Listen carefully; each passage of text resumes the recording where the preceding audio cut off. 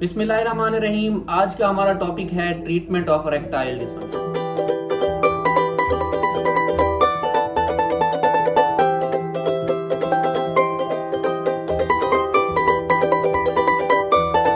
Last video में हम erectile dysfunction के बारे में बात कर चुके हैं कि इरेक्टाइल डिस्फंक्शन क्या है, क्यों होती है, इसके रिस्क फैक्टर्स और काजेज वगैरह। आज हमारा जो मेन फोकस है वो इसके ट्रीटमेंट पे है कि इरेक्टाइल डिस्फंक्शन का ट्रीटमेंट क्या है। इरेक्टाइल डिस्फंक्शन का ट्रीटमेंट कुछ मेडिकेटेड होता है और नॉन मेडिकेटेड होता है। आज का हमारी वीडियो का मेन फोकस जो है वो मेडिकेटेड ट्रीटमेंट पे है। इसके अलावा हम नॉन मेडिकेटेड के बारे में भी आपको बताएंगे।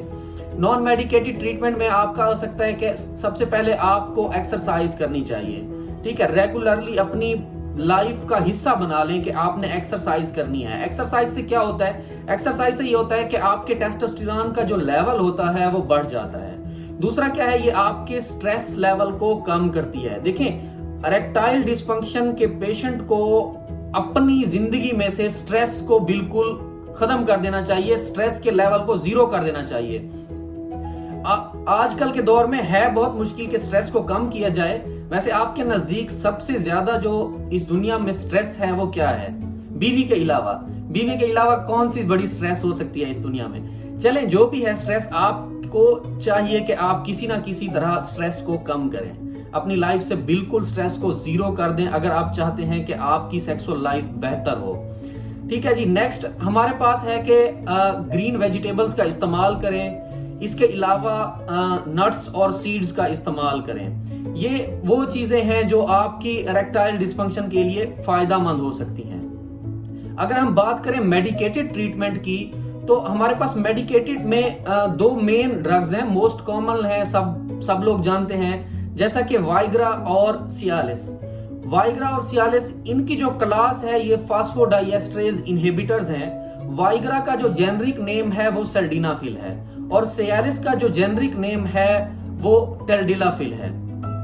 वाइग्रा जो है, अगर हम इनके ओरिजिन की बात करें, बहुत ही इंटरेस्टिंग है कि ये वाइग्रा किस तरह इसका जन्म हुआ वाइग्रा का।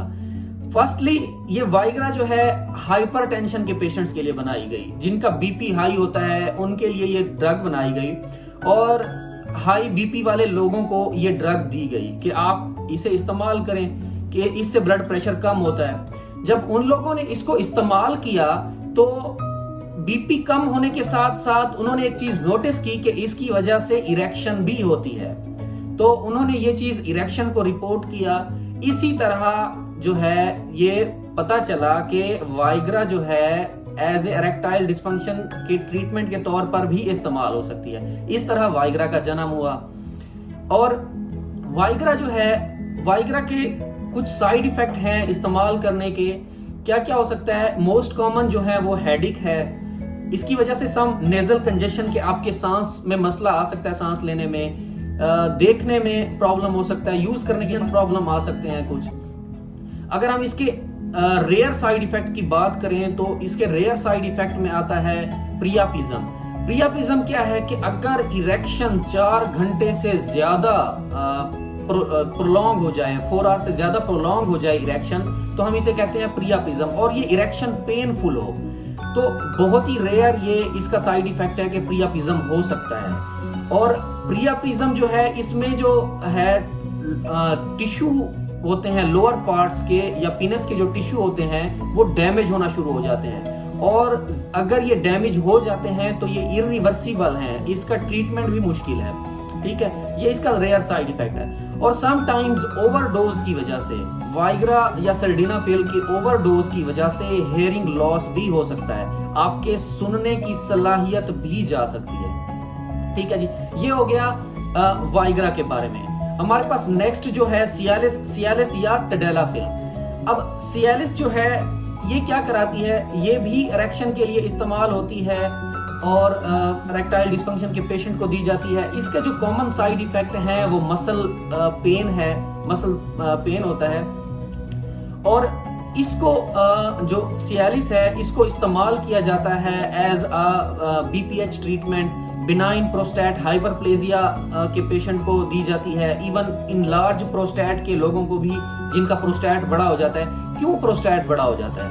बहुत ही मतलब ये सुना होगा कि भी प्रोस्टेट बड़ा हो गया। देखिए प्रोस्टेट जो है, प्रोस्टेट ग्लैंड इसलिए बड़ा हो जाता है क्योंकि जैसे ही आप इस्तेमाल आपका ज्यादा होता है, आपकी मैरिज लाइफ के बाद आपकी सेक्सुअल लाइफ की वजह से आपके प्रोस्टेट का साइज जो है वो बड़ा होता जाता है। प्रोस्टेट का साइज बड़ा होने की वजह से इवन समटाइम्स वो बिनाइनिक हो जाता है, मींस के ट्यूमर या की तरफ जा सकता है। ठीक है, तो इसके साइज को कम करने के लिए जो है सियालिस का इस्तेमाल किया जाता है, या कि इसको बीपीएच के तौर पर, बिनाइन प्रोस्टेट के तौर पर भी किया जाता है और इनलार्ज प्रोस्टेट के लिए भी यूज किया जाता है। ठीक है जी, इसकी अगर हम मेडिकेशन की बात करें, देखिए दोनों को अगर हम कंपेयर करें वाइग्रा को और सियालिस को, तो सबसे ज्यादा जो साइड इफेक्ट हैं वो वाइग्रा के हैं। तो सियालिस बेहतर है यूज के लिए एज अ